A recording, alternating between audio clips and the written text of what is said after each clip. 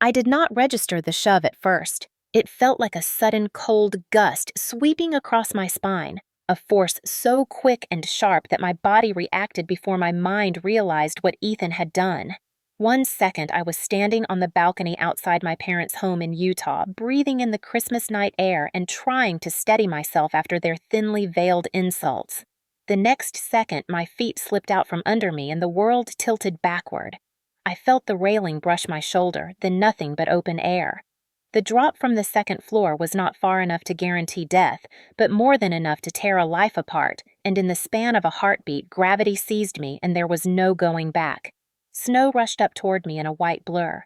The shock of the fall muted every sound. For a moment, all I heard was the wind slicing past my ears and the thundering pulse inside my chest.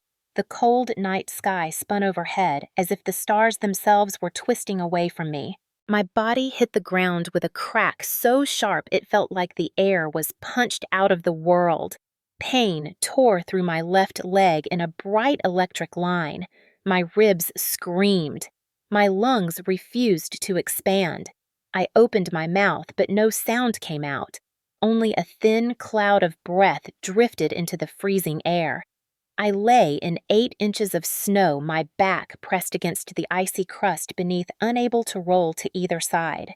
The cold seeped through my coat and dress with ruthless efficiency. Distantly, I heard footsteps above me on the balcony and the muffled thump of someone shifting their weight. My vision pulsed. The glow of the house lights blurred at the edges. The Christmas garlands hanging from the railing swayed in the breeze as if mocking the fact that this was supposed to be a night of peace. Ethan leaned over the railing for a second, his face shadowed but his posture unmistakably tense. He did not call my name. He did not ask if I was alive. He only muttered something I could not fully make out before stepping back.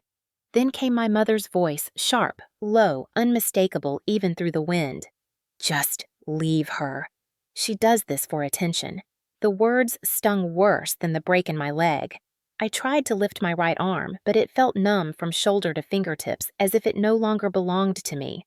My training as an X-ray tech flickered through my mind in fragmented flashes. Assess your breathing. Assess your spine. Do not move. My breaths came shallow and rigid, each inhale scraping against my ribs like sandpaper. Snowflakes drifted onto my face, melting against my warm skin and refreezing in tiny needles. I blinked hard to stay conscious. Above me on the balcony, my father spoke in a tight, whispered rhythm. His tone carried annoyance, not panic. He had guests inside. People who believed our family was the picture of suburban American success. 2 children grown, a solid marriage, a perfect Christmas party. In that moment, I realized that their roles in that performance would always matter more than my safety. I tried again to move, this time shifting my hips to test if my spine was compromised. A flare of pain shot down my leg, confirming that something was very wrong. My throat tightened with panic as the snow continued to fall in slow, lazy patterns around me. The sky looked peaceful in a cruel way, as if nature itself had no intention of intervening. My hearing sharpened as adrenaline rushed through me. I could make out fragments of conversation drifting from the open balcony door where warm yellow light spilled across the wooden deck. Ethan's voice, slurred with alcohol, echoed faintly. "She slipped. I swear she slipped!" My mother countered in a hiss. "Do not bring it up again. If we call someone, they will ask questions."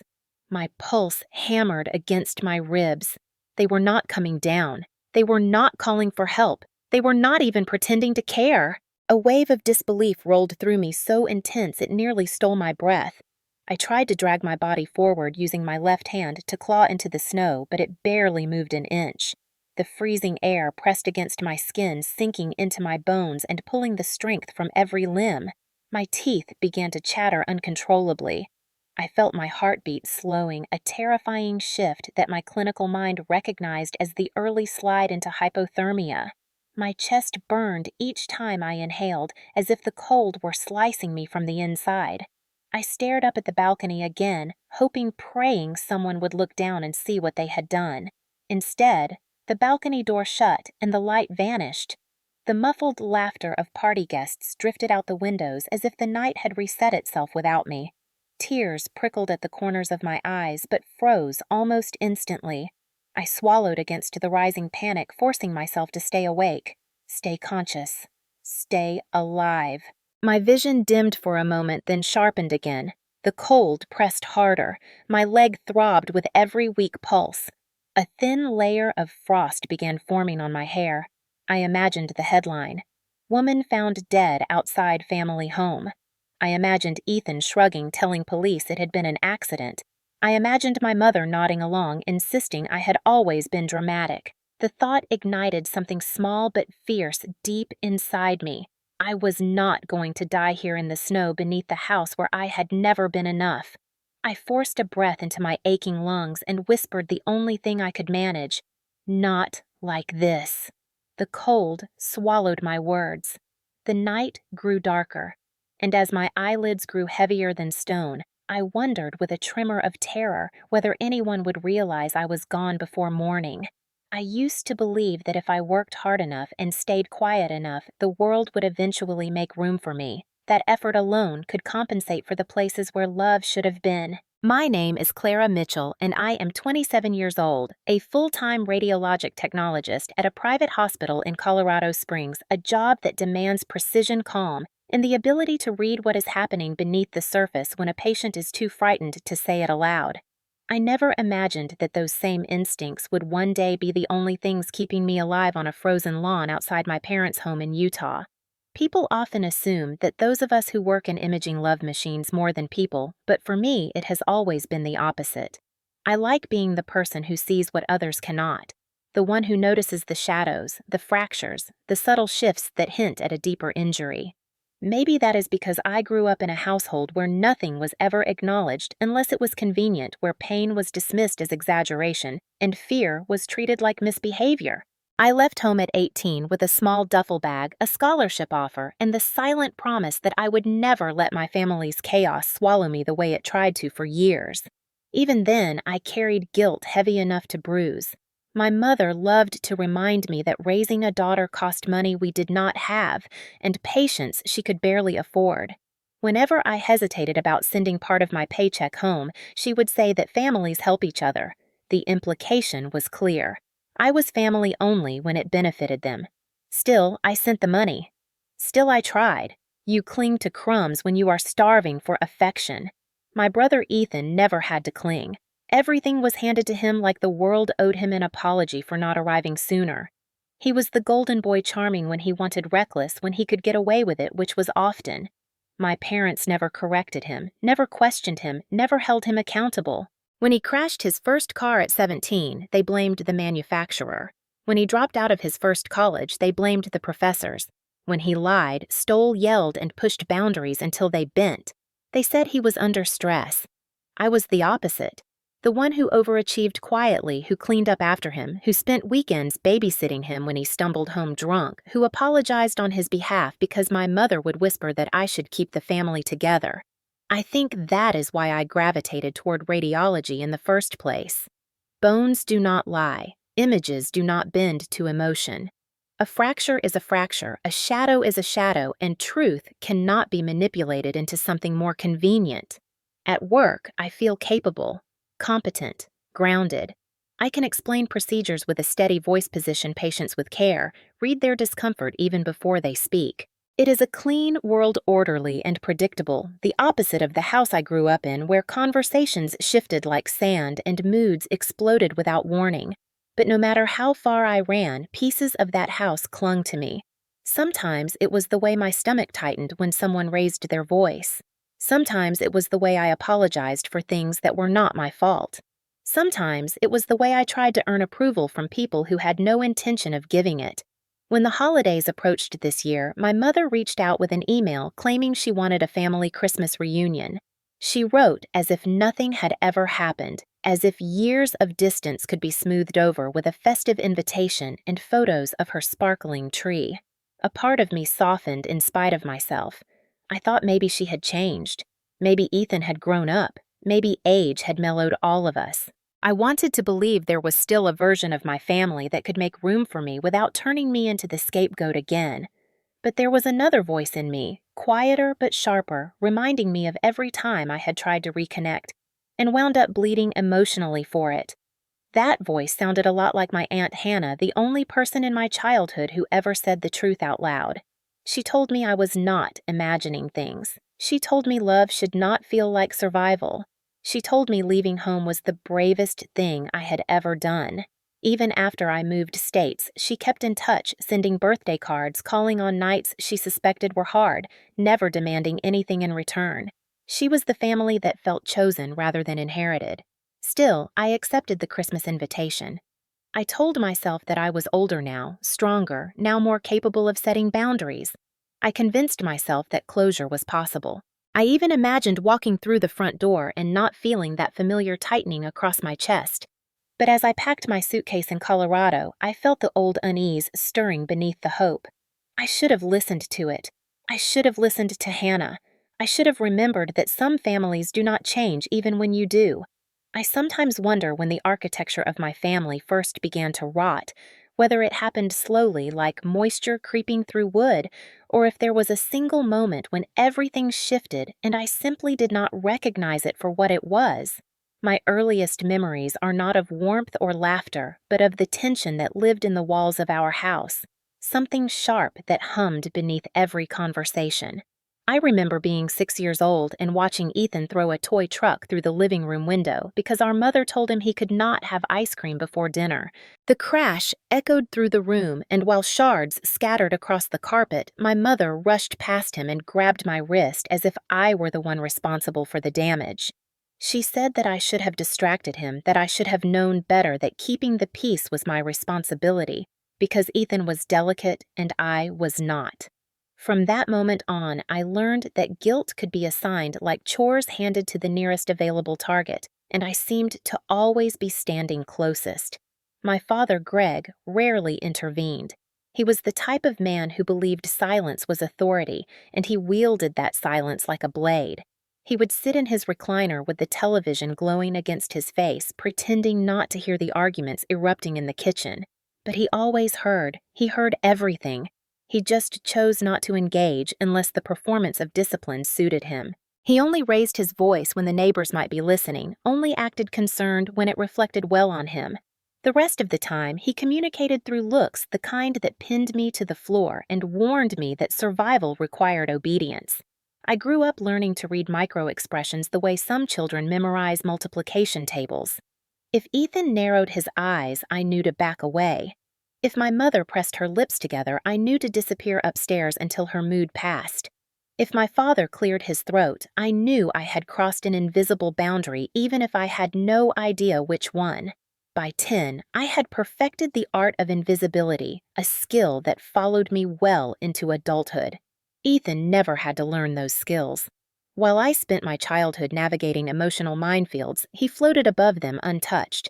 He could mock me, shove me, break my belongings, and my mother would brush his hair aside and claim he had a hard day. When he knocked over a lamp during one of his tantrums, she told me I should have moved it before he tripped on the cord. When he slammed my bedroom door against my face so hard it bruised my cheek, she said, "Boys sometimes get too energetic," and that I was being dramatic. Dramatic became her favorite word. Even now, when I hear it from someone else, my pulse changes rhythm. It is a word that erases pain by reframing it as performance. A word designed to make the victim question her own reality. My mother, Linda, was an expert at that. She could twist any event into a narrative that preserved the family image while painting me as the unstable one. If relatives visited, she would tell them I was emotional, that she worried about my sensitivity, that she could not understand why I was so distant lately. They would nod and murmur sympathetically while Ethan strutted around showing off his latest gadgets. No one asked me how I was doing. No one wanted to break the illusion. The only person who ever noticed was my Aunt Hannah. She lived an hour away and visited when she could, always arriving with homemade cookies and a gaze that went straight through the performance my family tried to maintain. She once pulled me aside after watching Ethan shove me during a barbecue. She waited until we were alone and asked if he hurt me often. I hesitated, terrified of betraying the script my mother demanded we follow, but the look in Hannah's eyes made my throat ache. When I nodded, she did not look surprised. She hugged me tightly and whispered that I deserved better than a home built on fear. My mother never forgave her for that moment. She began excluding Hannah from gatherings and dismissed her as overbearing whenever I mentioned her. Even as a child, I realized the truth. My mother hated anyone who threatened the narrative she curated. It was not about protecting Ethan, it was about protecting herself. As I grew older, the imbalance inside our home became more glaring. Ethan began drinking in high school, sneaking out at night, lying about assignments and friends and parties. My parents shrugged it off, insisting he was just finding himself. When I earned straight A's, they barely looked up from their phones.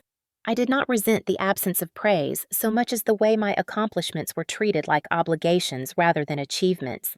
I once overheard my father telling a neighbor that I was dependable, the good one, the easy one. At the time, I thought it was a compliment, but now I understand it meant I was expected to carry the emotional weight of the household while Ethan carried nothing at all. The older I became, the more suffocating the dynamic felt.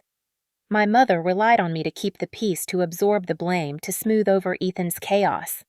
My father relied on me to stay quiet.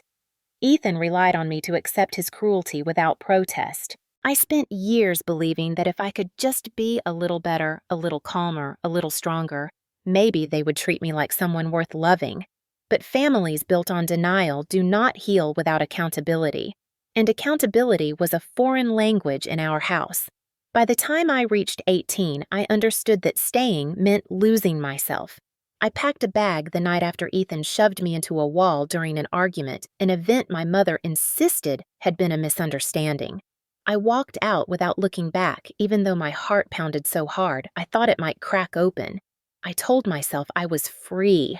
Yet the truth is that leaving a toxic family does not sever the connection.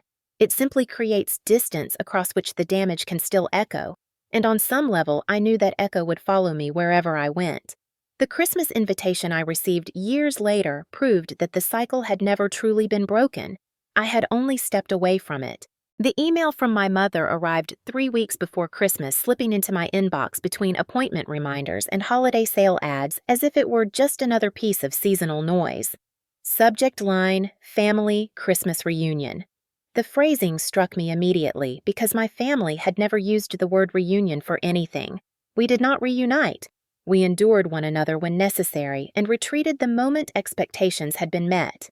Still, I opened it telling myself it could not hurt to read a message. My mother wrote in the bright, cheerful tone she reserved for outsiders, the one she used when pretending our family was perfectly functional. She wrote that it had been too long since we were all together, that the season was about healing and togetherness, and that she hoped I would come home because it would mean the world to her. She even attached a picture of the house decorated for the holiday, glowing with white lights and a garland wrapped neatly around the railing. For a few seconds, I stared at that picture and felt something tug at me, something like nostalgia mixed with longing. Then the memories followed heavy and unavoidable, and I wondered what exactly she expected from me. I did not respond right away. Instead, I forwarded the email to Hannah with a short message saying I was not sure what to make of it. She called me that night, her voice steady but laced with the caution she always used when the topic involved my mother. She said that invitations from people who never apologized should be treated like smoke alarms. They might indicate danger, or they might be nothing, but you never ignore them. I laughed lightly to hide the tightening in my chest and told her I would think about it. She paused before saying something that stuck with me long after the call ended. Do not go unless you are strong enough to walk away again if you need to. I promised I would be careful, but even then I felt the old familiar pull. The idea of a Christmas where I could finally belong, where my family behaved like a family, where we sat around the table without walking on emotional glass, appealed to a part of me I preferred not to acknowledge. Hope is stubborn. It clings even when logic says to let go. Over the next few days, I found myself thinking about the possibility of change. People matured. Years softened difficult memories. Maybe my mother had reached out because she sensed the distance between us and wanted to repair it. Maybe Ethan had settled down and learned accountability. Maybe my father had loosened that rigid armor he carried like a second skin. I knew these maybes were fragile, almost childish in their optimism, but they whispered to me in quiet moments, wearing down my resistance. At work, during slow shifts, I caught myself imagining what it would feel like to walk through the front door and not tense immediately.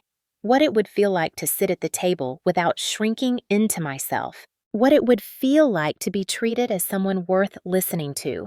The more I let myself imagine it, the more possible it seemed. When I finally responded to my mother's email, I kept it simple. I said I would come. Her reply came within minutes, filled with gratitude and exclamation points, as if my acceptance were a gift she had been hoping for. The rapid response should have been a warning, but hope once awakened is difficult to reason with. As the date approached, I packed my suitcase, slowly, methodically folding clothes in neat stacks, as if order could prevent chaos from finding me. I packed more layers than I needed, reminding myself that Utah snow hit differently from Colorado snow that winter in my parents' house had always felt colder for reasons that had nothing to do with weather. I added a small first aid kit out of habit, then laughed at myself for it. Old tendencies die slowly. The night before my drive, I sat on my couch with a cup of tea, staring at the soft glow of my apartment lights. Colorado had become my safe space, my place to breathe without waiting for the next emotional shift. Leaving it even briefly stirred something uneasy inside me. I texted Hannah telling her I was heading out early the next morning, and she responded with a simple message. I am here if you need anything. Those 6 words steadied me more than I expected. The drive from Colorado to Utah took most of the day, stretching across miles of quiet highway framed by winter hills and bare trees. As I drove, my thoughts swung like a pendulum. Sometimes I felt hopeful, imagining my mother greeting me warmly at the door. Other times I felt dread, remembering the last argument before I left home at 18. Emotional undulation rose and fell with every passing mile. By the time I reached the outskirts of my old town, the sun had dipped low, casting a blue shadow across the snow. My parents' neighborhood looked eerily unchanged. The same trimmed hedges, the same holiday wreaths, the same houses that seemed to hold their breath behind closed doors. When I pulled into the driveway, I sat in the car for a moment, gripping the steering wheel. The house glowed softly from the windows, warm and inviting in a way that felt almost mocking. I inhaled slowly, bracing myself for whatever waited inside. When I finally stepped out and felt the crunch of snow beneath my boots, my chest tightened with a mix of dread and longing. I walked toward the door, telling myself I was prepared, telling myself I was stronger now, telling myself I could leave again if I needed to. What I did not know then was that everything inside that house had been waiting for me not to welcome me home, but to remind me why I had left in the first place. When I stepped inside my parents' home, the warmth hit me first, a thick, almost artificial heat from the fireplace that contrasted so sharply with the winter air outside that for a moment my breath caught in my throat. The house looked almost exactly the way it had when I left years ago, as if time had been instructed not to move without permission. Garland wrapped the stair railing's gold ornaments hung in symmetrical rows on the tree, and the smell of cinnamon candles drifted through the hallway. It should have felt comforting, but instead, I felt that old familiar tightening inside my chest, a quiet instinct telling me to stay alert. My mother appeared from the kitchen, wearing a red sweater and a smile that seemed stretched too tightly as though she were auditioning for the role of a warm, maternal figure. She hugged me briefly, her hands patting my back instead of holding me, and stepped away before I could even return the gesture. She said she was glad I made it and that dinner was almost ready and that the night was meant to be peaceful. Peaceful was a strange word to use in this house. My father stood near the fireplace adjusting a log with a practiced seriousness, as if the entire evening depended on the flame burning just right. He looked up when I entered and nodded once, neither warm nor cold, simply acknowledging my presence. In the same way, he acknowledged the sound of the wind outside. Ethan was nowhere in sight yet, but the faint thud of something upstairs suggested he was getting ready, and my stomach tightened without my permission. My family had a way of pulling emotions from me that I no longer wanted to feel. My mother busied herself with adjusting already perfect napkins on the dining table while listing out the schedule of the evening in the same tone someone might use to coordinate a business meeting. She said that dinner would begin at 7, dessert at 8, gifts exchanged after, and then she added that she hoped we could all behave like adults tonight and not ruin Christmas. The implication hung in the air, directed squarely at me, even though Ethan was the one who had ruined far more than holidays. I forced a small smile and set down my bag, telling myself I could survive one night. When Ethan finally came downstairs, he entered with the confidence of someone who had never been told no. He wore a dark button-down shirt and carried himself with a swagger that felt out of place in a family gathering, but perfectly in line with who he believed himself to be. His eyes skimmed over me, and he offered a half grin that carried nothing resembling sincerity. He said something like, "Long time no see," in a tone that suggested he had already decided how the rest of the night would unfold. My mother immediately fussed over him straightening his collar and praising how handsome he looked, a performance she never offered me. My father placed a hand on Ethan's shoulder in a gesture that was half pride and half silent reinforcement of the hierarchy we all understood. Ethan looked past me when he asked how work was going, not bothering to wait for a real answer. He only cared that the question sounded polite. The dining room felt too small when we finally sat down, the four of us arranged in a neat symmetrical pattern that did nothing to ease the tension threading through the air. The clinking of silverware echoed louder than it should have. My mother asked if I was still doing the X-ray thing, and when I answered yes, she nodded the way someone might nod at a child who made an unremarkable drawing. She said Ethan had been thinking about switching careers too. Maybe something more ambitious, and she asked his opinion with genuine interest while barely giving mine a passing glance. My father asked Ethan whether he had thought about buying a house yet, though he already knew my parents had floated him money for a down payment once before. When he spoke to me, he asked if Colorado was safe, not because he cared, but because it was the only neutral topic he could think of. Each exchange felt like walking barefoot across ice, every step careful, every breath controlled, every smile tight. There were moments when the conversation almost landed in something resembling normalcy, small pockets of calm that made me want to believe this night could be different. But then my mother would slip in a comment about how nice it was to have the whole family together, if only everyone stayed pleasant, or Ethan would make a joke at my expense. Or my father would correct something I said in that quiet, patronizing tone that reminded me I had never been granted authority in this house. After dinner, my mother guided us to the living room as if conducting a ceremony. She insisted we open gifts early this year, her voice too bright, her movements too rehearsed. I realized in that moment that tonight was not about reunion, but about presentation.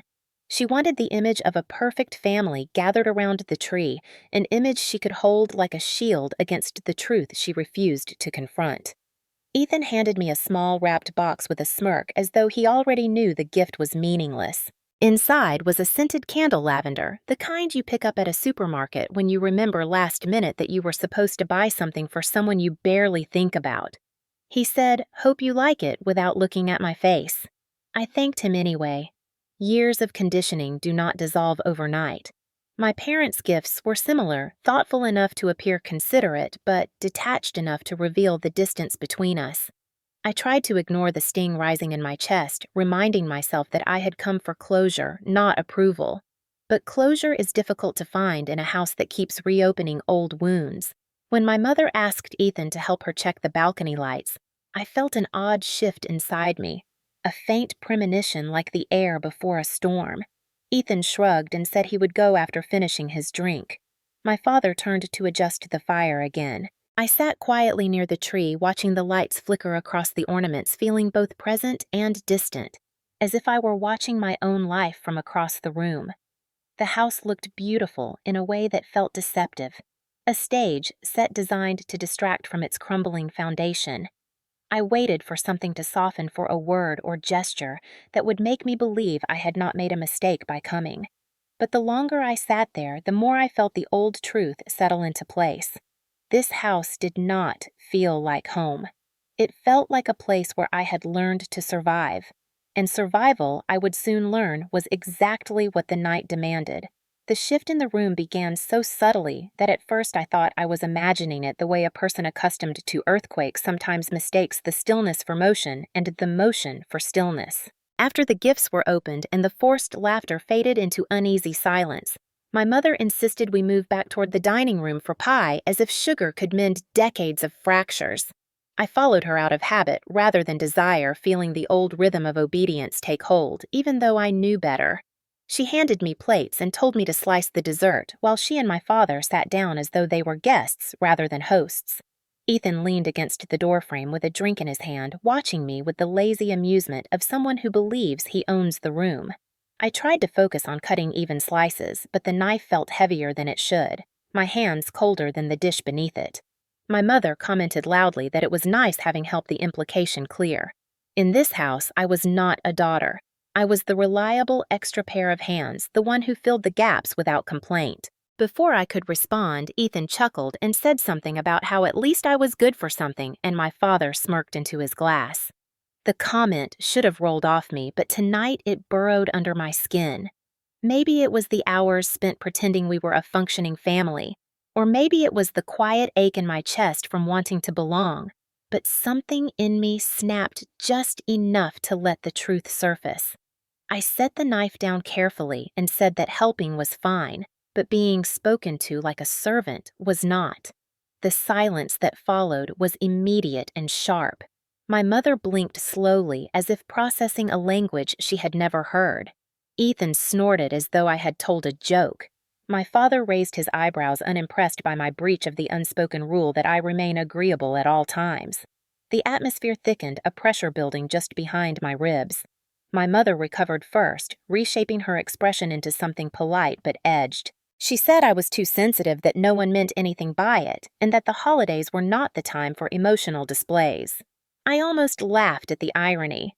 Emotional displays were exactly what this house specialized in, as long as they were directed at me. I inhaled slowly, willing myself to stay calm, but Ethan had already sensed the opening. He pushed off the doorframe and stepped closer with that same swagger he had carried all night. He told me in a low, condescending tone that I should relax, that not everything revolved around me, that maybe, if I were not so uptight, I would be able to enjoy a simple family gathering. Something inside me twisted. I remembered every slammed door, every shove, every time he had smirked while my mother scolded me for provoking him. I remembered leaving the house at 18 with a bruise blooming across my shoulder blade because he had pushed me into a wall during an argument about nothing. For years, I had swallowed it all to keep the peace. Tonight, the taste of it sat bitter on my tongue. I told him he had no right to speak to me that way. The words were steady, but my pulse raced. My mother immediately stepped between us, her hands raised in performative calm, telling me to lower my voice even though I had not raised it. Ethan stood behind her smiling, knowing she would protect him the way she always had. My father glanced over but said nothing, retreating behind his wall of apathy. My mother urged me to apologize to your brother, her tone clipped and urgent, as if my refusal to submit would unravel the entire evening. The request stunned me. Apologize for defending myself. Apologize for naming what was happening. Apologize simply because Ethan existed at a higher rung in the family hierarchy. I said no. A simple word, small yet explosive in this house. Ethan's smile faltered. My mother's eyes widened with a mix of disbelief and anger. My father's hand tightened around his glass.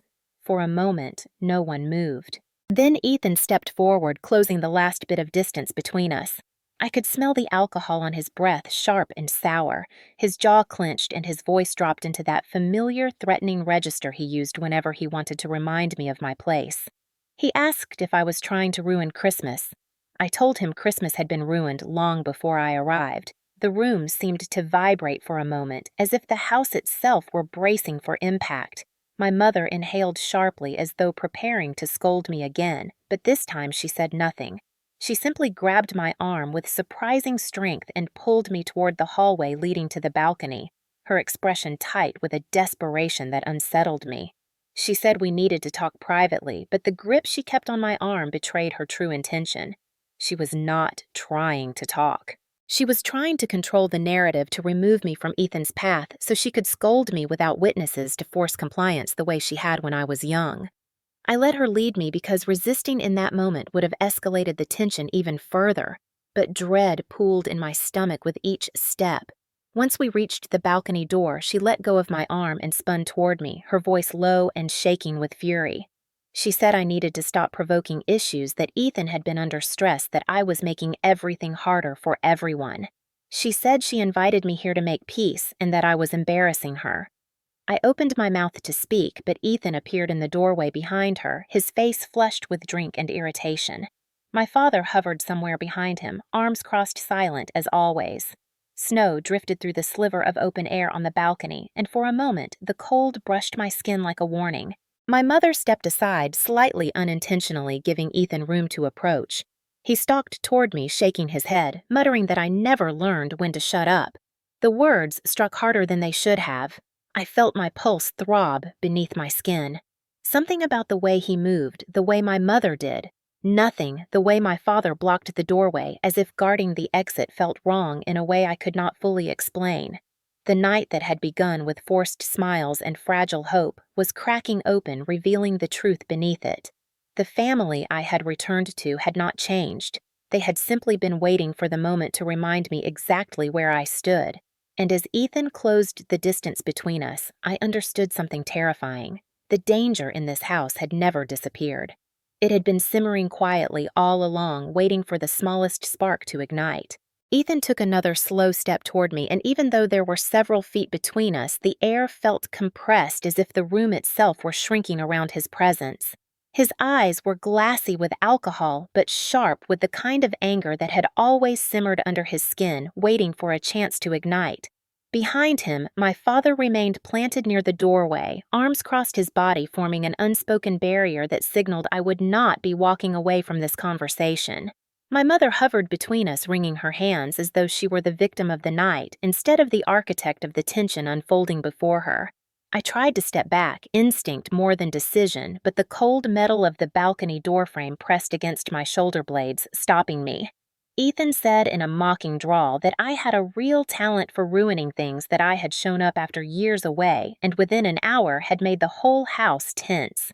I told him calmly that I had not ruined anything, that I had merely asked not to be insulted, but he scoffed loudly, cutting me off. He said I always made myself the victim, that I liked playing the fragile sister, even though I was the one who had walked out on the family. My mother murmured for us to lower our voices, but her words were empty, a reflex she had trained herself to use whenever confrontation threatened her illusion of a perfect household. I felt my throat tighten and a familiar heat prickled behind my eyes, but I refused to let tears rise. I said in a steady voice that I had left because no one protected me from him, not then and not now. Ethan laughed an ugly sound that dug into my spine like a hook. He said I had always been dramatic, that I had always exaggerated everything that I remembered childhood events wrong. Hearing him rewrite my memories so casually made something twist painfully inside me. I thought of all the years I had carried the weight of those moments, convinced that maybe I truly had been too sensitive. But now, faced with his smirking denial, the truth felt sharper than ever. My mother stepped toward me, then her voice clipped and urgent, telling me that dragging up old conflicts was pointless and that I was upsetting everyone. She told me to apologize quickly for the sake of peace. The demand hit me harder than I expected. Apologize. Again. To him. For speaking the truth. For existing outside the role they preferred. I shook my head quietly but firmly. I said no. The word hung in the air like a spark. My father straightened slightly, as though offended by the defiance. My mother inhaled sharply, as if I had committed a personal betrayal. Ethan's face darkened. He stepped closer, too close, close enough that the heat of his breath cut through the cold air slipping in from the balcony. He accused me of thinking I was better than everyone else because I had a job, because I had moved states, because I refused to crawl back whenever they called. I told him that none of that was true, that I just wanted to be treated with respect. He rolled his eyes in a wide, exaggerated circle, meant to dismiss me completely. Then he said something that made my pulse lurch. He said I should be grateful the family even tolerated me after I abandoned them, and that I owed my parents for raising someone as ungrateful as me. I felt the humiliation rise in my chest, hot and suffocating. I said I did not owe him anything. My voice broke slightly but held its shape. I said I did not owe either of them my silence anymore. That was when he snapped. His expression twisted, something feral sliding across his features, the same expression I had seen flashes of when we were kids, and he realized he could get away with hurting me. He stepped forward again and jabbed a finger toward my face, saying I had better watch myself, that I was ruining the one good night the family tried to have, that I always managed to make everything about me. I flinched back instinctively, and that tiny movement enraged him even more because it reminded him of his power over me. My mother reached out as if to grab my arm again, but she hesitated, caught between her desire to control the situation and her fear of provoking Ethan further. My father remained silent, unmoving, his eyes flat, as if he were observing a television scene rather than an actual confrontation unfolding feet away from him. I realized in that moment that no one here intended to stop him. No one had ever stopped him. The truth landed in my chest like a stone. For years, I had believed that if I behaved well enough, or stayed quiet enough, or forgave often enough, the family dynamic would shift. But standing there with the cold at my back and Ethan's rage in front of me, I understood that my hope had been a fantasy. No amount of patience or politeness could rewrite the roles we had been forced into. Something in me hardened. I lifted my chin and told Ethan I was done being afraid of him. The words came from a deeper place than anger. They came from survival instinct. He blinked as if startled by the challenge. Then he moved toward me with a suddenness that made my pulse explode. My mother gasped but did not reach for him. My father stayed rooted to the doorway. The tension snapped as cleanly as a bone under pressure. Ethan demanded I apologize right now. I said no again, louder this time. And in that instant, something in his expression broke open. It was no longer irritation. It was something darker, something that had always existed beneath the surface, but had never been given room to fully emerge. He said if I wanted to act like I was better than everyone, then maybe I needed a reminder of my place. My stomach clenched, my legs tensed. The cold air rushed in through the cracked balcony door, brushing my back like a bleak omen. I stepped sideways to create distance, but he followed with a sharp, determined stride. My mother whispered for him to stop, but she did not move toward him. She simply watched. My father's jaw tightened, but he remained still. And that stillness, that refusal to intervene, told me everything I needed to know. The situation was no longer an argument. It was a fuse burning toward a spark, and none of them were going to put it out. Ethan closed the distance between us with a focus that made every hair on my arms rise, a slow, deliberate stride that told me he had crossed the threshold between drunken irritation and something far more dangerous. I felt the balcony railing behind me, cold metal brushing my spine, as if the house itself were warning me to move, even though there was nowhere left to go. Snow drifted through the open doorway in delicate spirals, settling on the hardwood floor at Ethan's feet. A stark contrast to the heat rolling off his body as he stepped directly into my space. His breath smelled sharp with alcohol, his eyes glazed yet burning with a fury that seemed older than the argument itself, a fury shaped by years of entitlement and unchecked rage. My mother stood a few feet away, wringing her hands. Her face pulled tight with panic, but she made no motion to intervene. She whispered Ethan in a fragile voice, as if she were calling out to a shadow rather than her son, and my father lingered behind them both with his arms crossed, watching with an expression that was unreadable but unmistakably detached. I told myself to stay calm, to keep my breathing steady, to not let the panic rising in my throat distract me from the reality unfolding inches away. Ethan said I had disrespected him for the last time, that he would not let me ruin Christmas for everyone, that I needed to learn consequences. I told him consequences worked both ways, but my voice trembled, and the sound of it enraged him further. He stepped forward again, and his chest brushed mine, not a shove, not yet, but a warning, disguised as intimidation. I felt the railing press harder into my back. My fingers curled around the edge without thinking, gripping the cold metal as though it might anchor me. I said his name quietly, hoping to reach the version of him that existed before the alcohol, before the years of being told he could do no wrong, but the sound of it only made his jaw clench. He told me I had always acted superior, and that tonight he was done putting up with it. My mother's voice wavered as she told him to calm down, but she still did not step forward. Her fear was real, but her loyalty to the family's image was stronger.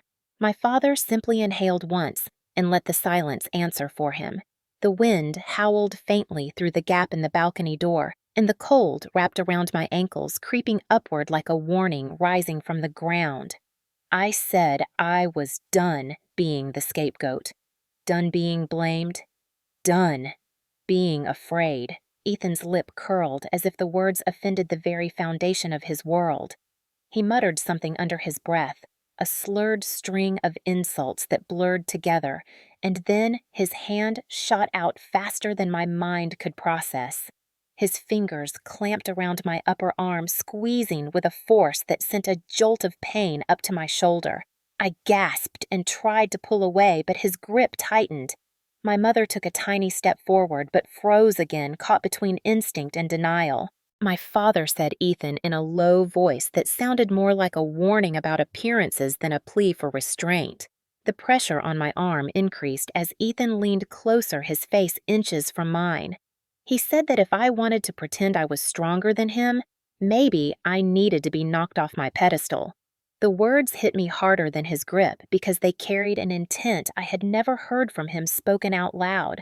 I felt my pulse hammer beneath my skin. I said, "Let go." My voice cracking, but Ethan only shook his head slowly. His hand slid from my arm to my shoulder. Fingers digging in, and instinctively I stepped back, forgetting the railing behind me. The metal pressed into the backs of my thighs, biting through the fabric of my clothes. I reached behind to steady myself, but my hands were shaking. My mother whispered my name softly, almost apologetically, and in that instant I saw the truth in her eyes. She was not afraid for me. She was afraid of what this would look like if anyone else ever learned about it. Ethan's voice rose again sharper now, saying that I needed to learn when to be quiet. I told him no. A single word, nothing more, but it carried the weight of every moment he had ever belittled me, every time my mother had told me to swallow my pain, every time my father had turned away instead of intervening. Ethan's body stiffened, and in the second that followed, I felt the shift in him, a sudden tightening of his muscles, an inevitability I sensed before it happened. His hand shoved forward a hard, violent motion that came from his shoulder rather than his wrist, a force fueled by liquor and resentment, and years of being treated as someone who could do no wrong. The push happened so fast that for a heartbeat I could not tell if I had slipped or if his palm was still on me. The world dropped out beneath my feet. My back arched instinctively as the railing vanished from behind me. The cold air swallowed my gasp. Snow blurred upward in a white rush. My stomach twisted in free fall. For a split second, I saw Ethan's face above me, not shocked, not horrified, but frozen in a moment of realization, mixed with fear of consequences rather than fear for me. My mother's hand flew to her mouth, but she did not scream. My father took one step forward, as if he might call my name, but stopped himself. Then the ground surged toward me, and the night split open with impact. When the impact hit my body, it was as if the world folded inward in one violent motion, snow exploding around me in a blinding white burst, while every nerve in my body lit up in a scream I could not release. My back struck first, then my hip, then my left leg twisted beneath me in a way that made something deep inside me jolt with a sickening crack. For a moment, there was no pain, only shock, the strange ringing numbness that comes right before agony floods in. I tried to inhale, but the cold air seized my lungs, clamping them shut, as though the night itself refused to let me breathe. The snow beneath me was not soft the way holiday movies made it seem. It was dense, packed ice that pressed into my spine like jagged stone. I lay staring up at the balcony where warm yellow light spilled over the railing, turning the falling snowflakes into glittering specks that seemed almost peaceful compared to the chaos in my chest. My ears rang in a high, piercing tone, and my vision pulsed in and out, each blink threatening to pull me under. I tried to move my left leg, and a bolt of electricity shot straight from my thigh to my ribs, sharp enough to make me swallow a cry. My training flickered into my mind like a failing flashlight. Assess sensation. Assess breathing. Do not move your spine. But the thoughts drifted like slow, floating debris in a fog. Above me, silhouettes gathered on the balcony. Ethan leaned over the railing, his face pale and contorted not with guilt, but with the fear of consequences. My mother's shape hovered behind him, one hand on her chest, the other gripping the doorframe. My father remained farther back, his posture stiff, his attention flicking nervously between me and the hallway inside. For a brief moment, I thought they might come down, that maybe the shock of seeing me fall would break through the denial they lived inside. But then the sound of my mother's voice drifted down to me, thin and trembling and devastating. Do not panic. She always does this. She wants attention. The words punched the air out of me more effectively than the fall had. Attention. As if I had thrown myself over the railing for spectacle, as if I were performing. The cold pressed deeper into my bones. Snow seeped through my coat into my hair down my collar, spreading like icy fingers that numbed everything they touched. My breath grew uneven shallow, each inhale scraping my chest like broken glass. I forced my right hand to move to dig into the snow, but my fingers barely twitched. I could feel the sensation in them fading, the numbness creeping upward in slow, determined waves. Hypothermia. Early stage. I had seen patients in trauma bays arrive like this, shaking uncontrollably at first, then becoming eerily still as their bodies began shutting down. The stillness was what terrified me. I tried to keep shaking, tried to keep moving in the smallest ways to stay conscious, but my muscles responded sluggishly. Above me, the conversation continued. My father whispered something urgent, his tone low and sharp, like he was scolding someone for making a mess, rather than addressing the fact that his daughter was lying broken on their lawn. Ethan muttered that it was an accident that I slipped, that no one would believe otherwise. My mother hissed something back about keeping the noise down, about not alarming the neighbors, about waiting to see if I got up on my own. A wave of disbelief rolled through me, thick and suffocating, followed by a surge of rage so hot it almost warmed me. They were not going to help. They were trying to decide how long they could wait before calling for anyone. My vision blurred, then sharpened again. I forced myself to focus on the tree branches above me, swaying gently under the weight of fresh snow, counting each inhale, then exhale.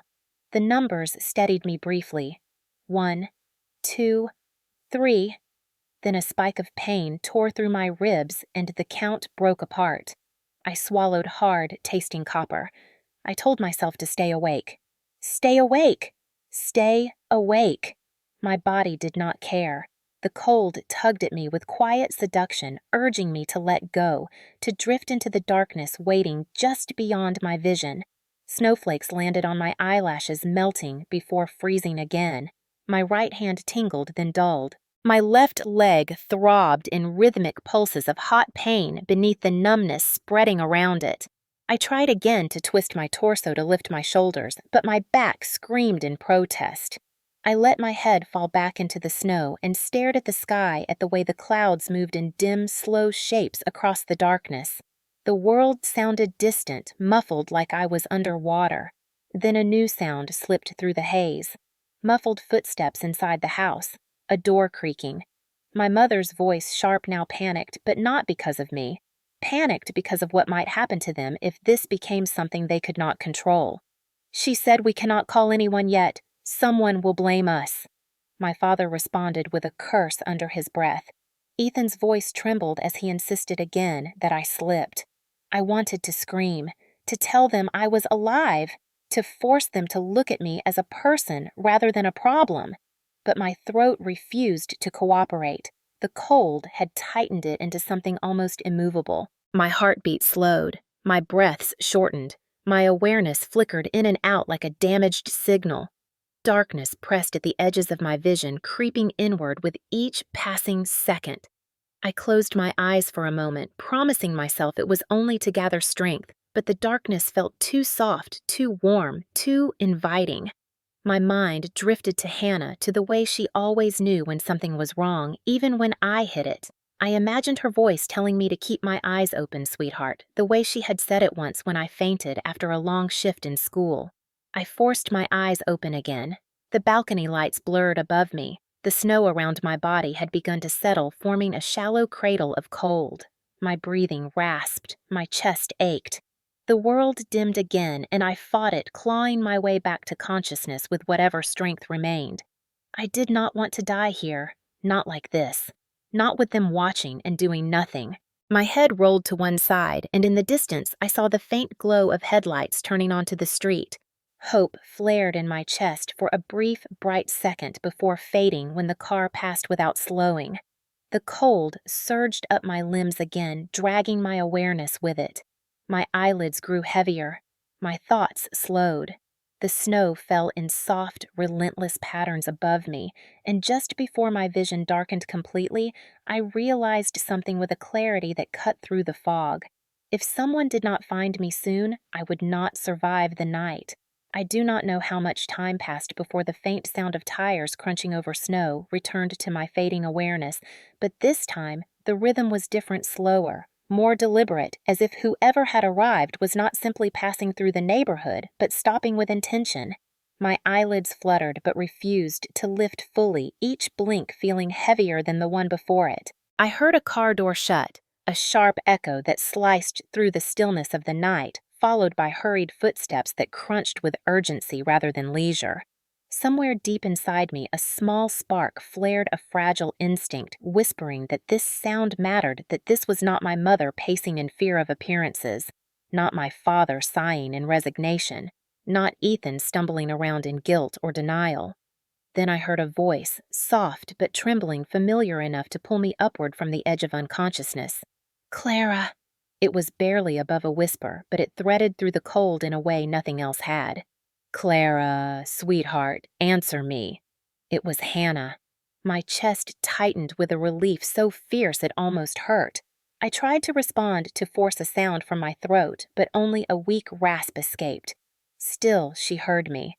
Her footsteps quickened, snow spraying around her boots as she reached me, and then her face appeared above mine, wide with horror and fierce determination. "Oh God, Clara, honey, stay with me."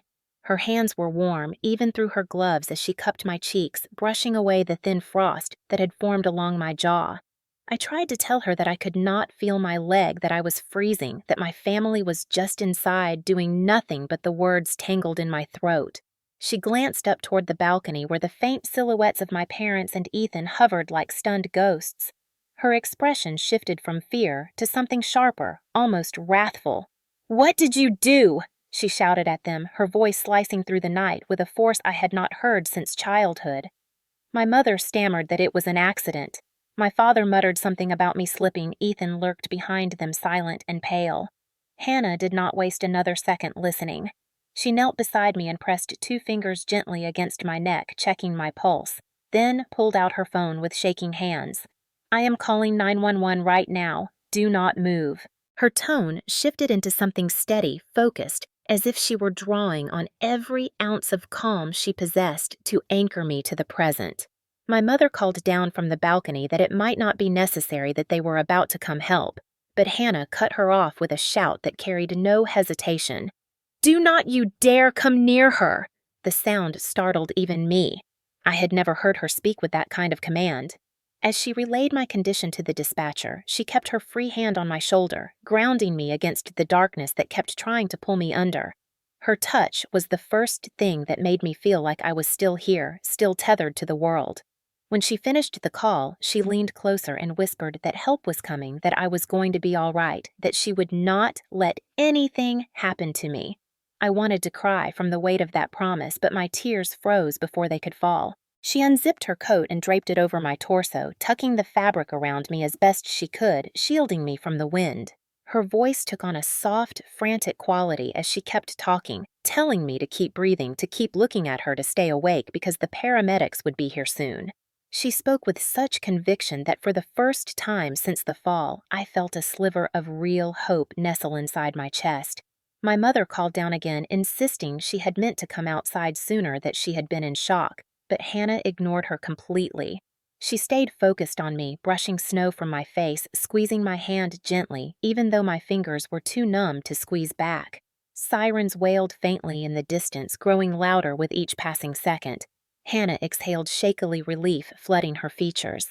"You hold on for me, Clara," she whispered. "I am right here." And as the red and blue lights finally flashed across the snow painting the yard in streaks of color, I let myself believe that maybe I would survive the night after all.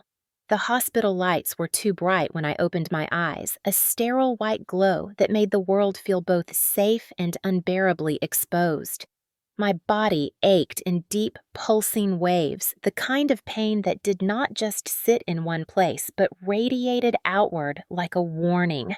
I tried to move my leg, and a sharp, explosive jolt reminded me exactly where the fracture was. A nurse appeared beside me almost immediately, adjusting the blanket around my shoulders, telling me I was stable, telling me I was lucky to be alive. I wanted to ask how long I had been unconscious, but before I could form the words, she stepped aside to let two detectives into the room. Their presence sliced through the haze in my mind like a cold blade. One was a tall woman with dark hair pulled tightly back, her expression calm, but sharply alert. The other was a middle-aged man whose eyes softened slightly when they met mine, but still carried the unmistakable weight of scrutiny. They introduced themselves and said they needed to ask questions while the timeline was still fresh. Hearing the word timeline made my stomach tighten. The female detective sat near the foot of my bed and asked gently if I remembered falling. The word falling felt wrong, and something inside me bristled. I told her I remembered being pushed.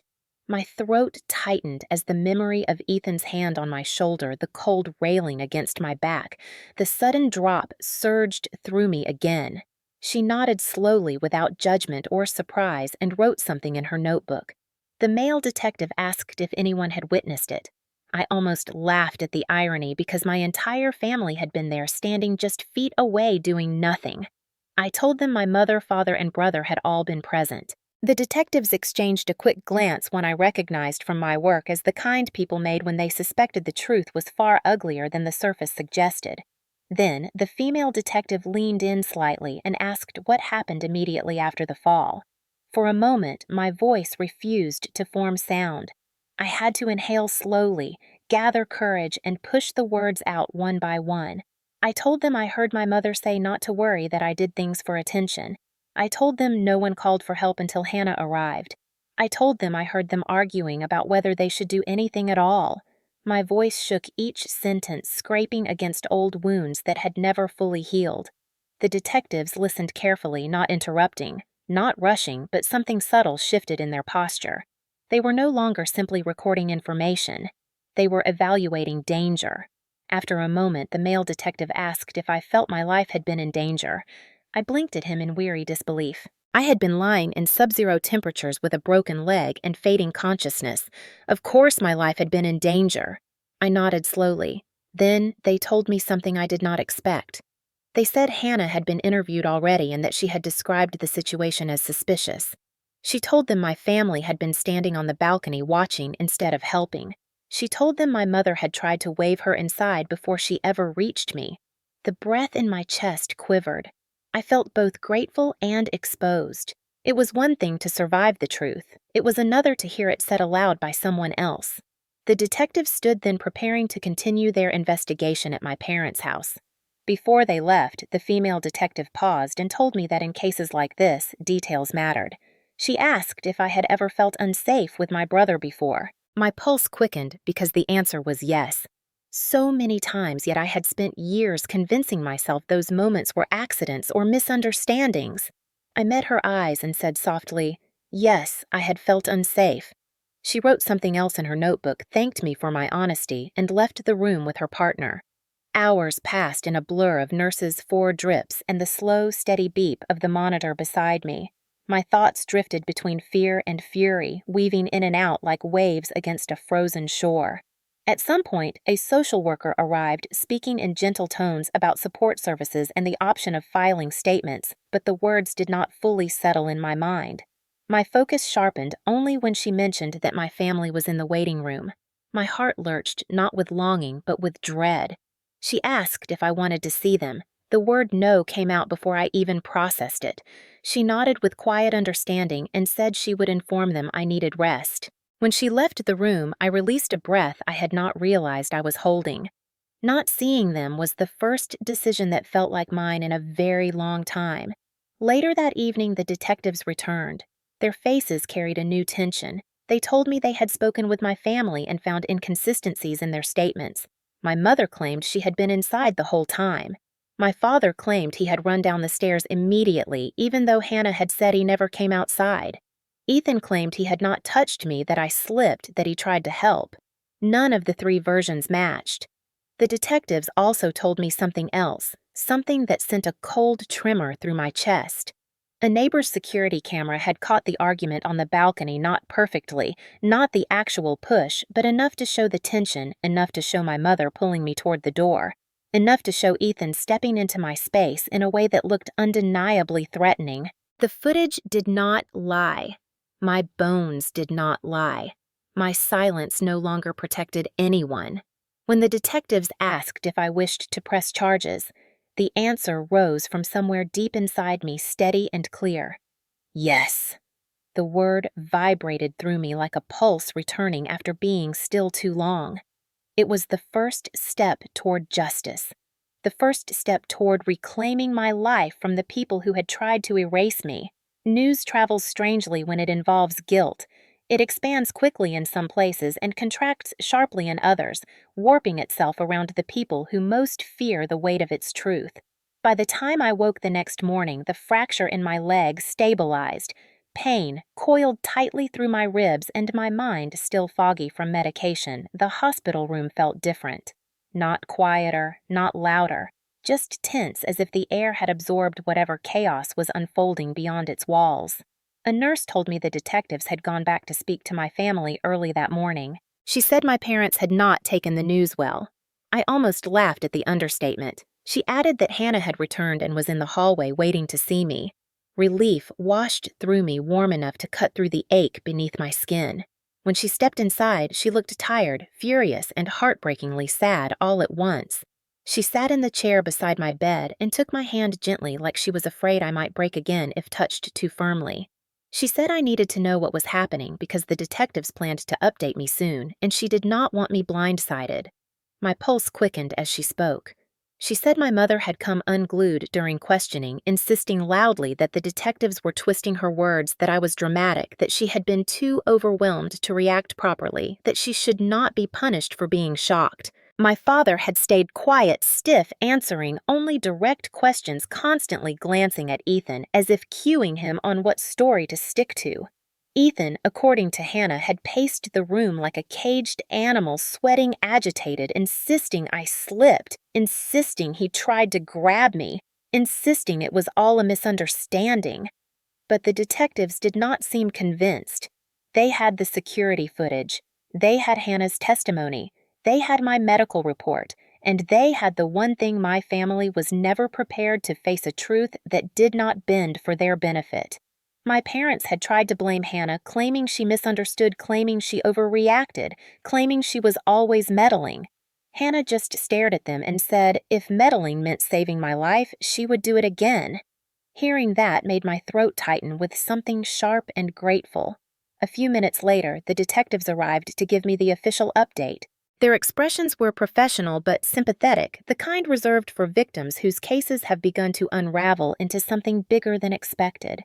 They told me my father had admitted that no one rushed down immediately after the fall, though he insisted he had wanted to but hesitated. They told me my mother maintained she had been frozen in fear, a claim contradicted by both Hannah and the audio picked up faintly in the neighbor's camera, where her voice could be heard saying, "Leave her."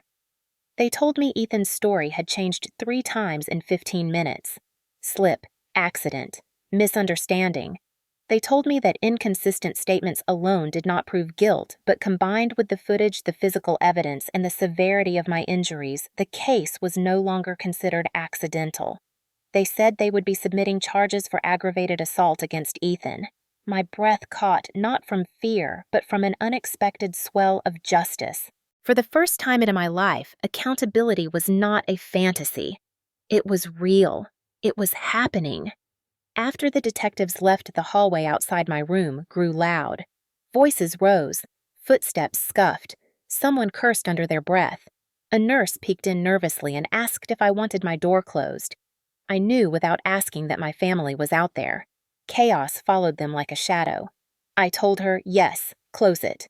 Moments later, I heard my mother demanding to see me, saying she deserved to talk to her daughter, that she had rights, that this was all a misunderstanding. My father's voice followed lower, trying to restrain her, but not out of concern for me. He wanted to avoid making the situation look worse. Ethan's voice rose sharp in the background, saying he was being framed, saying none of this was fair, saying I was ungrateful. A security guard arrived, his calm, firm voice cutting through the noise, reminding them that access to my room was restricted and only permitted if I requested it. I did not. My mother started crying loudly, the kind of dramatic wailing meant to draw attention. She insisted she loved me, insisted the detectives were lying, insisted Hannah had brainwashed me. The moment she invoked Hannah's name in accusation, her voice sharpened further. She blamed her for interfering, said she had turned me against my own family. Hannah simply crossed her arms and told her the truth had turned me. She had just witnessed it. My father then threatened to call a lawyer, though for what exactly it was unclear. My mother accused the hospital of mistreating her. Ethan cursed at a detective. Every denial, every lie, every desperate attempt to rewrite the narrative only tightened the clarity inside me. The family I had wanted to believe could change was incapable of seeing their own cruelty. They were fighting for control, not for me. Eventually, the security guard guided them out, their protests echoing down the hallway until the nurse finally shut the double doors. Silence settled over the room like fresh snow. Heavy, cold, still. Hannah sat beside me again and told me softly that none of this was my fault.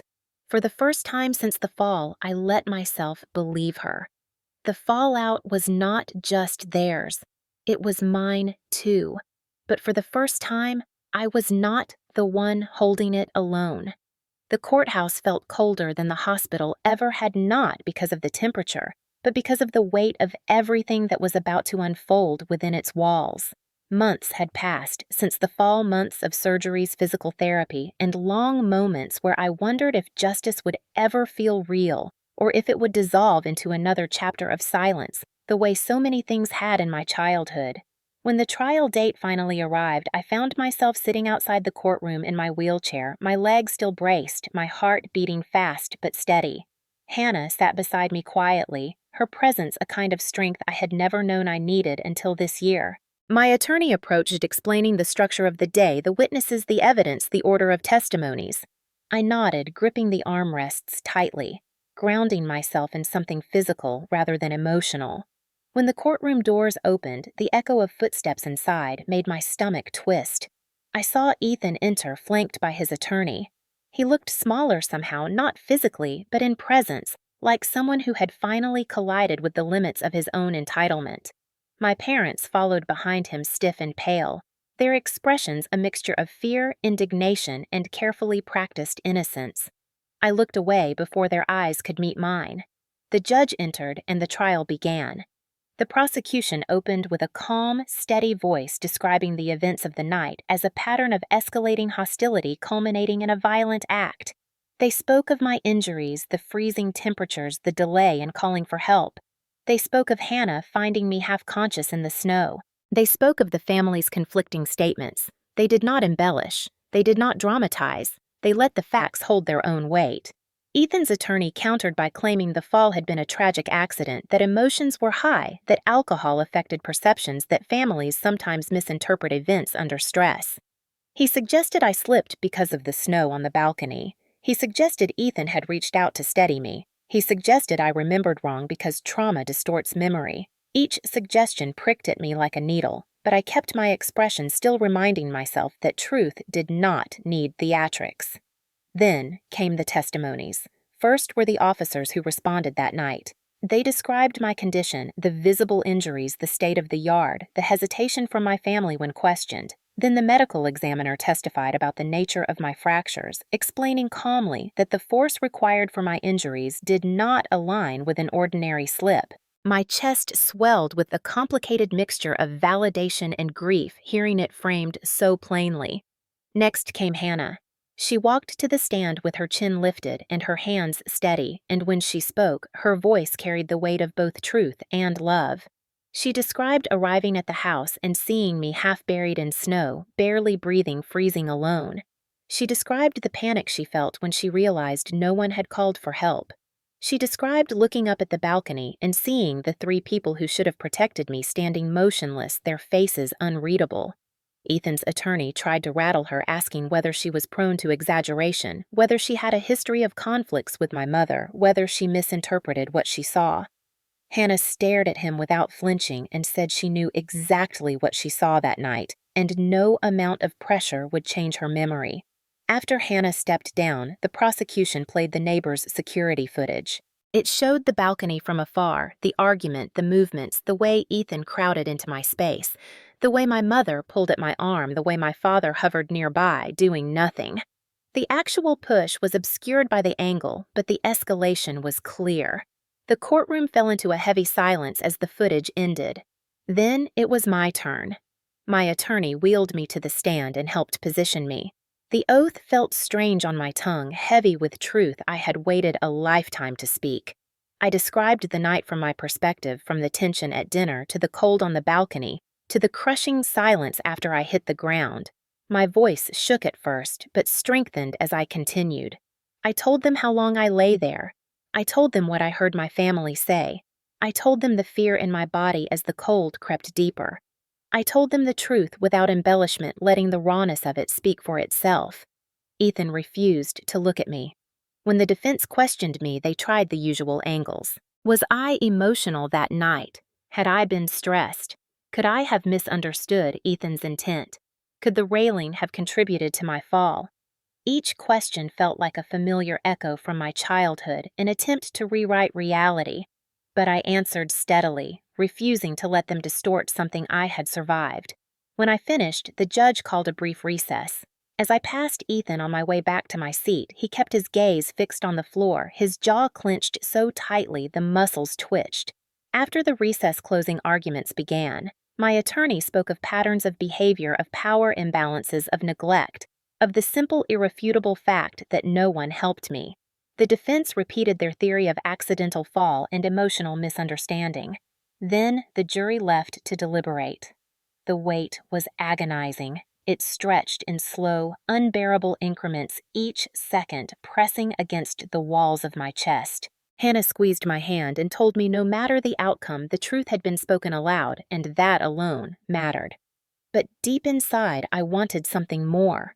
I wanted accountability. I wanted the cycle to break. When the jury returned, my heart pounded so loudly I thought the entire courtroom could hear it. The foreperson stood unfolded a small piece of paper and read the words that would alter everything. Guilty. The sound reverberated through me like a shockwave. Ethan slumped back in his chair, his face draining of color. My mother gasped and covered her mouth. My father closed his eyes, shoulders sagging in a way that looked like surrender rather than grief. The judge thanked the jury and dismissed them. My eyes blurred as a single breath left my lungs heavy with years of shadows finally collapsing behind me. Justice had spoken, and it had spoken in my favor. Life did not snap back into place after the verdict. It settled slowly, unevenly, like snow drifting into the hollows of a broken landscape. The weeks following the trial felt unreal at first, as if I were stepping through a world I recognized but could no longer inhabit the same way. Yet beneath the strangeness there was a gentler rhythm forming a quiet steadiness I had never known before. When my doctor finally cleared me to return home to Colorado, I felt an unexpected swell of emotion, part relief, part fear, part something like liberation. The drive back was long, but with every mile that carried me farther from Utah, the air grew lighter in my lungs. Hannah insisted on coming with me, and I did not argue. Her presence filled the empty spaces where dread used to live. My apartment was exactly as I left it months before small and sunlit, the kind of place people called modest, but I called mine. After so much time trapped inside hospital walls and courtroom halls, the familiar softness of my couch nearly brought me to tears. Over the next few weeks, I eased back into a routine shaped less by obligation and more by intention. Physical therapy consumed my mornings each session, a slow reclaiming of strength I feared I had lost forever. My therapist pushed me gently but firmly, reminding me that healing was not a straight line, but a series of small, stubborn victories. The first time I took a step without the brace, I felt something spark in my chest, a quiet pride that warmed me from the inside out. When I returned to work at the imaging center, my coworkers greeted me with arms open and eyes full of concern. They had sent cards, messages, flowers, but seeing their faces again tightened something deep in my heart. My supervisor made it clear there was no rush, no pressure, no test to pass. For the first time in a long time, I felt valued simply for existing, not for how well I could shoulder responsibility or how quietly I could absorb harm. On the third week back, I stood in the break room holding a warm cup of coffee, watching the steam curl upward, and realized I felt safe. It was such a simple sensation that I nearly missed its significance. In the evenings, I met with a therapist recommended by the hospital. Sitting in that quiet room, talking about the years of tension, the silence, the invalidation, the push, the fall. The way my own breath still caught when someone raised their voice felt both excruciating and relieving. She told me trauma rewires the mind, but healing rewires it again. She told me surviving did not make me weak, that leaving did not make me ungrateful, that boundaries were not punishments, but acts of self-respect. For the first time in my life, those words sank in without resistance. Hannah checked in constantly, sometimes with meals, sometimes with humor, sometimes with nothing more than a look that told me she understood even the things I did not say. She had always been the quiet constant in my chaotic family, but now she became something deeper, something chosen rather than inherited. She told me she was proud of me, that she admired my strength, that I deserved every good thing coming my way. I believed her more each day. My parents tried to contact me several times, but their messages were thinly veiled attempts to regain control, to rewrite the story, to pretend the trial had been theater rather than consequence. I blocked their numbers without hesitation. It was not cruelty. It was clarity. One afternoon, I sat on my balcony, my leg propped on a small ottoman, the winter sun warming my face. The air smelled like pine and cold stone. Below me, the world moved gently, people walking, dogs, children laughing in the courtyard, life continuing in its ordinary ways. I closed my eyes and breathed in long and deep. For the first time since the fall, I felt the weight lift from my rib cage. Not all at once, not completely, but enough. Enough to know I was no longer surviving. I was rebuilding, and this time the foundation was mine. A full year passed before I felt ready to return to the place where everything changed, not because I wanted to relive the pain, but because I needed to reclaim the parts of myself that had been left behind in the snow. Winter came early that year, the air crisp with the scent of pine and distant wood smoke, the kind of cold that clung to your clothes but sharpened your senses. When I stepped out of the rental car and looked at my parents' house from the road, the yard blanketed in white, the balcony quiet under a thin layer of frost, it felt strangely smaller than I remembered, like a stage set after the performance had ended. Hannah walked beside me as I approached the edge of the property, not speaking, simply offering the quiet, steady presence that had become the backbone of my healing. I stood in the exact spot where I had fallen, the snow crunching softly under my boots, and let the memories rise without drowning in them. For months, that night had haunted me in fragments, but now it drifted through my mind in a slower, softer way, as if my body finally understood that remembering was not the same as reliving. I crouched down carefully and pressed my palm into the snow, feeling the cold seep into my glove, grounding me in the present. My breath curled into the air in gentle clouds. This was where I thought I would die, but I didn't. I stood back up and looked at the balcony, the railing still intact, indifferent to the moment that nearly ended me. The house was quiet. My parents no longer lived there. After the trial, they sold the property and moved to a smaller town far enough away that their absence became part of the silence, rather than a looming shadow. Ethan was serving his sentence, and knowing that the cycle had finally been interrupted brought a calm I had never expected to feel. Justice had not fixed everything, but it had set the ground level for healing.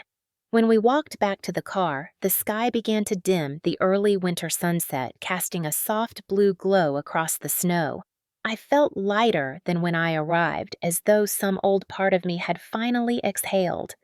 We drove back to Colorado the next morning, the mountains rising like enormous guardians along the highway.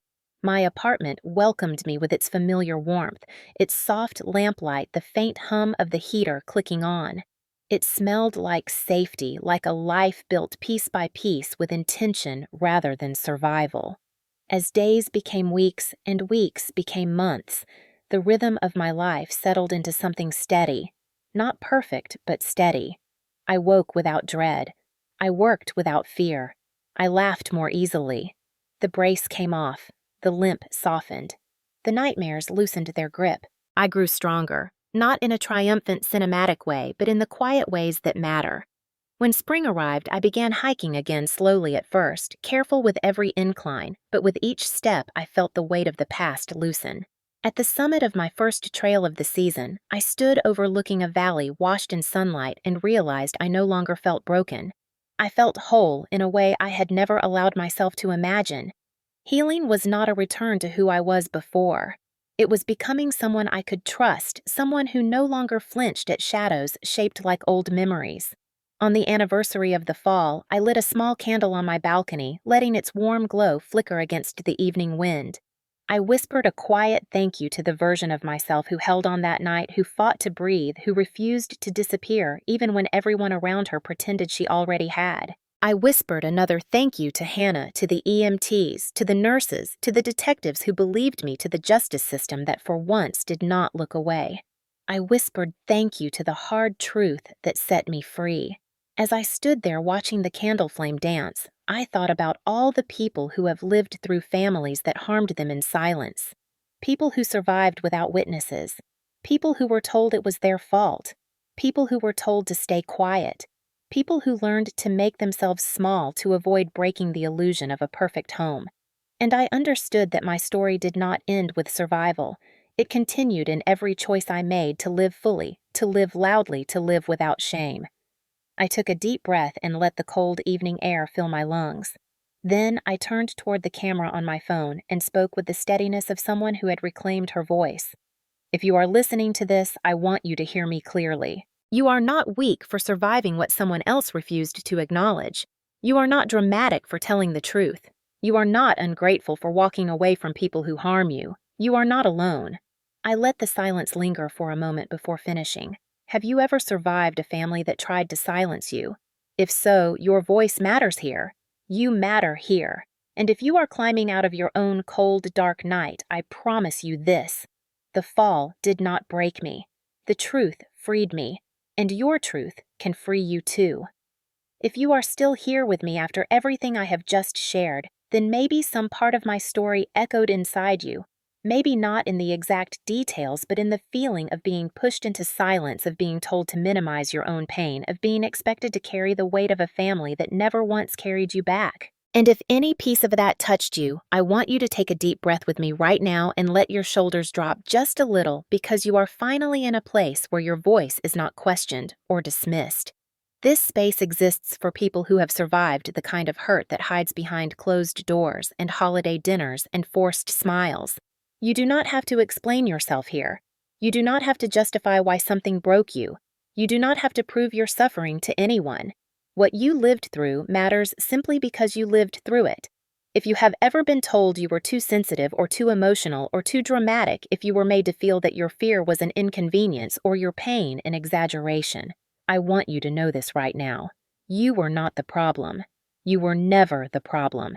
You were simply the one who saw the truth before anyone else had the courage to say it. And if hearing all of this stirred something in you, something old and heavy, something you pushed down for years, you are not alone. Share your voice in the comments if you feel brave enough, or simply sit with the story for a moment longer. Tell me where you are listening from. Tell me what part hit you the hardest. Tell me if you have ever stood at the edge of your own balcony moment, wondering if anyone would finally choose you. Or if you are not ready to share, that is okay too. Healing is not a performance. It is a quiet reclaiming of yourself. But if you are ready, even just a little drop a word that reflects where you are today. Strong, surviving, rebuilding, beginning. And if you know someone who needs to hear this story, someone who has carried their pain alone for too long. Send this to them so they can breathe a little easier, knowing they are not the only one. Thank you for staying with me through this journey. Thank you for listening to a truth that took years to speak. And remember this above all else: the fall did not define me. The truth freed me. And your truth, no matter how small or quiet it feels right now, deserves to be heard. You deserve to be heard.